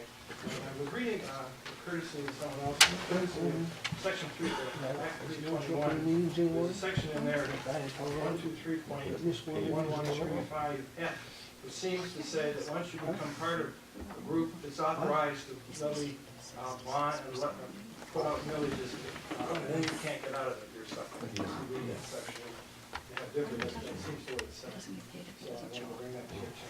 Thank you. Thanks, Jim. Okay? Hey, Gary, you got one planning commissioner that supposedly missed 66% of the meetings. Are you gonna do something about that and put somebody in that guy's place? Not really. I'm addressing that. And why wasn't it done before? Huh? Why wasn't it done Well, before? you've been in there a year, why haven't you No, done it, I'm Gary? asking, why wasn't it done before? Huh? You've been in there a year, Gary, why haven't No, you I'm done anything saying, why about it? wasn't it done before? 66%, Gary. They just brought it to my attention. Why wasn't it done before? Huh? I'm just asking you a question if you can't Well, I don't know answer. why it wasn't done before, but you should be doing something about it. What, I'm saying, I am addressing it. I just told you that. I know why it wasn't done before, because it wasn't brought to the attention of the supervisor by the chair of the planning Well, commission, then because it he should didn't. be Then are done. you gonna do something about it now, Gary? Well, we're addressing it. You're awful feisty tonight. We're addressing it. That's all I can tell you. All right, anything else? Easy, Wheaties today. All right, anybody else? Okay. Mr. Converse. Mr. Supervisor, I move the Salem Township Board of Trustees go into closed session pursuant to MCL 15.268E to discuss the client privilege memorandum for the following legal matters: Mark Hamilton and Linda Hamilton versus Salem Township. Okay, we have a second? Support. The roll call on this? There